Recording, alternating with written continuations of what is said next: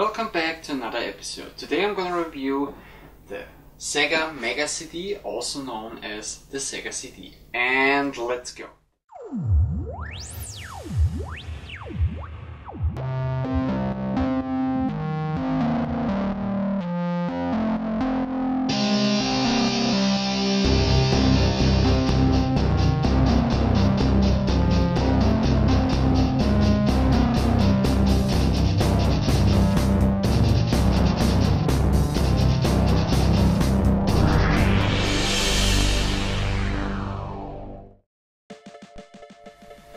First, let's talk about the reason why the Mega CD/Sega CD was actually made / released. In the late 80s and early 90s, the CD started to become more and more important in the electronic industry.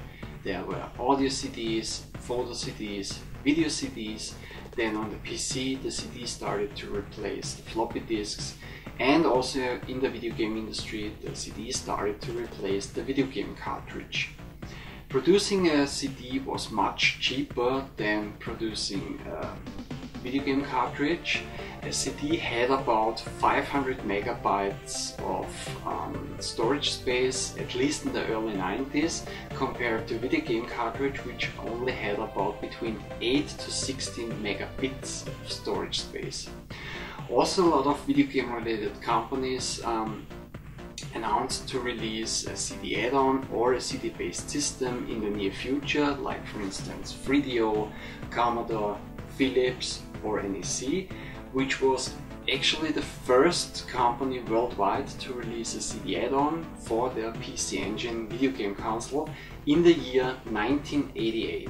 The same year Sega released the Mega Drive Model 1 in Japan. Also, Nintendo announced a CD add-on for the new upcoming system, the Super Nintendo.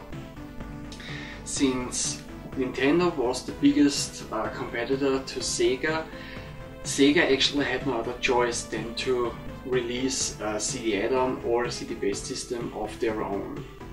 Sega also wanted to stay competitive to the Super Nintendo, with Sega's head start of releasing the Mega Drive/Genesis console 2 years earlier than Nintendo the Super Nintendo. Sega became very successful on the North American and the European market. This success should continue up to the year 1993, where Sega actually managed to overtake Nintendo on the North American market with 45% to 44% and in Europe with 66%. But after releasing the Super Nintendo in the year 1990 in Japan, Nintendo started to catch up on the worldwide market. And also Nintendo realized that the hardware of the Super Nintendo was superior in almost every category to the Mega Drive/Genesis console or hardware, and especially because of the Mode 7 chip from Nintendo, which allowed the 3D graphics on the Super Nintendo. So I guess this was the main reason why Sega decided to release a CD add-on instead of a CD-based system, not only to add a CD-ROM drive to the system, but also to increase the hardware capabilities to match or better to exceed the Super Nintendo hardware. Next, I'm gonna give you an overview of all the different variations that were released of the Mega CD/Sega CD. In 1991, Sega released the Model 1 of the Mega CD in Japan for retail price of 49,800 yen. The add-on sits underneath the Mega Drive console. It is a front-loading system and it has also a Motorized CD Tray.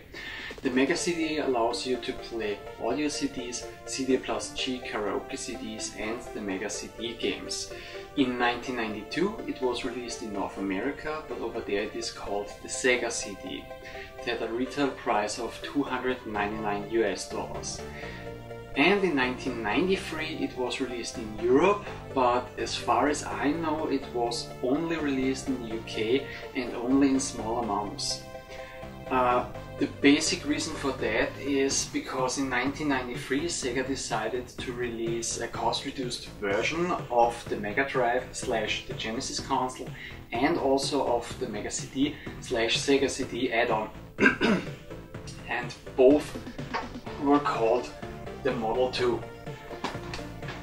And yeah, in 1993 they released the Model 2 of the Mega CD / Sega CD worldwide, and the retail price was $229. This time it is a top-loading add-on, and it sits right next to the video game console / the Mega CD and Sega CD.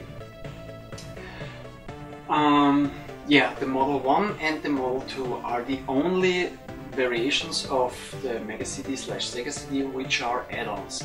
All the other variations of the Mega CD / Sega CD are combo systems. There's only one exception, and yeah, it's actually, yeah, it belongs in a completely different category. And that is this here. This is the Sega PAC, P-A-C.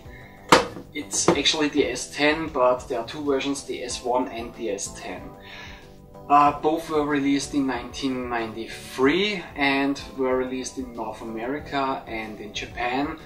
The S1 was released in Japan and allowed you to play the Japanese Sega Mega Drive games and the Japanese Mega CD games on the Pioneer CLDA 100 Laserdisc player / laser active video game system, and also the laser active Mega LD games. And the PAC S10 was released, like I said, in North America, and it allowed you to play the Sega Genesis games, the Sega CD games, and also the laser active Mega LD games on the CLDA 100. The laser active games are region free and they were only made for this system. And yeah, the retail price of the Sega packs was $600 US. Since I've already reviewed this system in another review, which was a very big video, yeah, I'm not gonna talk about this system in this review anymore. So if you are interested in the Pioneer CLDA 100 Laserdisc player / laser active system, then if you want, you can check out my review on my channel, or you check out one of the other reviews that you can find on YouTube. They are also very good. Okay. In 1994, Sega released this very small, or better say, a very compact combo system in North America and in Europe. In Europe it is called the Multi-Mega, and in North America it is called the CDX. The retail price in Europe was £350, at least in the UK, and the retail price in North America was $400 US.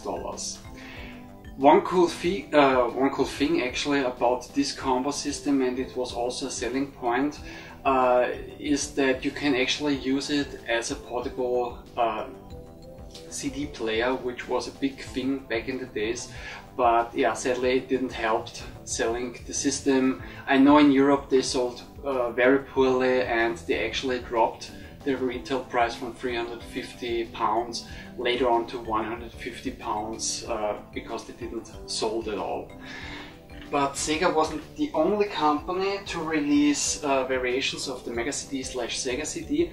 Also a company called GVC released a couple of combo variations, and the actual reason for that was because GVC made the sound chips for Sega at the time, or more specifically they made the sound chips for the Mega CD / Sega CD, and they were allowed by their contract with Sega to release also some combo systems of their own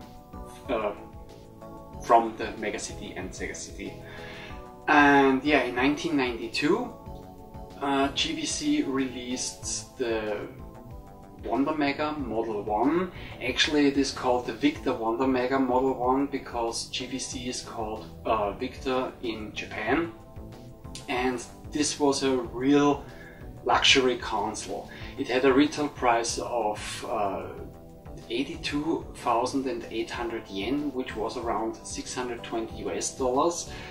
But the Wonder Mega Model 1 wasn't just a combo system that could play the Japanese Mega Drive games and the Japanese Mega CD games. It had also a high quality karaoke machine built into the system. And it was a top loading system with a motorized CD door. Then it had 2 microphone ports with volume control for the karaoke. Sorry. Then an echo effect switch, which is also something for the karaoke functions of the system. Then it had, beside an AV port and a composite port, it also had S-video on the back of the system. Then it had a Midi port on the back of the system, which allowed you to connect music instruments to the system, like a keyboard for instance. And also one cool thing was that GVC was actually able to decrease the access time of the CD-ROM drive on the Wonder Mega. All the variations of the Mega CD and Sega CD have a single speed CD-ROM drive, but like I said, they actually managed to decrease the access time of the CD-ROM drive, which means that the loading times are slightly faster on a GVC console than on a Sega console. And one other thing that I've read and heard about, but I can't confirm it, or I can't say 100% that it is sure or not, is that on Mega Drive, or let's say on the cartridge game, if you play cartridge games or CD games on a GVC console, the audio should be enhanced compared to one of the Sega variations. I've heard it, like I said, I don't know 100% if this is true or not, but yeah, I just wanted to mention it. Okay, yeah, but after all, the Wonder Mega Model 1 didn't sold really that well. Actually, also Sega released the Wonder Mega Model 1 later on, but only, yeah, also in small amounts, and only, yeah, also small amounts were actually sold. So you can actually find today a Sega Wonder Mega Model 1, but those are harder to find than the Victor Wonder Mega Model 1, at least today. In 1993, GVC decided to release a cost-reduced version of the Wonder Mega because it didn't sell that well, and yeah, they completely redesigned the console and they removed a couple of things, and yeah, in 1993 they released the Wonder Mega Model 2 in Japan for retail price of 59,800 yen, which is, or was around 450 US dollars. It's still a top loading system, but they removed the motorized CD door. Then they also removed the Midi port on the back of the system. Then a couple of the karaoke functions were removed, but they actually added an infrared receiver on the front of the console, and that with this infrared receiver you could use a wireless 6-button controller on those systems, which was pretty advanced at the time. And especially one feature which I think is pretty cool is that you could actually turn on and off the system with the wireless 6-button controller. I mean, in today's days it's a normal feature on a video game console, but in 1993 this was really pretty advanced. And yeah, in 1994 GVC decided to release the Wonder Mega Model 2 in North America, this one right here, but now it is called the GVC XI. Sadly, also a couple things were removed for the North American release. Like I said, it was released in 1994, and the retail price was 500 US dollars. they removed the S-video on the back of the system, then they also removed one of the microphone jacks with the volume control on the side, and they also removed the infrared receiver on the front of the system. Instead they added the two 9-pin controller ports on the front. The Wonder Mega Model 2 had those 9-pin control ports on the back of the system, so you could also use the normal or the standard Genesis or Mega Drive controllers on the Wonder Mega Model 2. Yeah, the last console, or let's say the last variation of the Mega CD / Sega CD was released by a completely different company, by Aiwa. It was released in 1994, only in Japan and only in limited amounts, and it is called the CSD GM1, and it's basically a portable hi-fi / ghetto blaster, and that also had a cartridge slot, and yeah, you could also play Mega Drive game, Japanese Mega Drive games and Japanese Mega CD games, and also the other CDs and the CD plus G Karaoke CDs and everything. Yeah, it had a retail price of 45,000 yen, and yeah, it's even back in the days it was hard to get one of those systems, and today it's yeah, it's extremely hard to find one of those, especially a working one.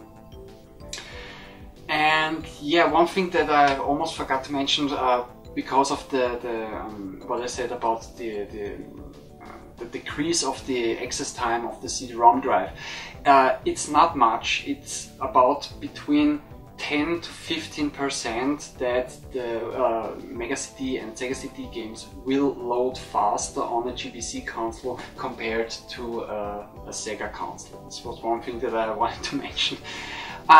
Okay, now this was an overview of all the different variations that were released of the Mega CD / Sega CD.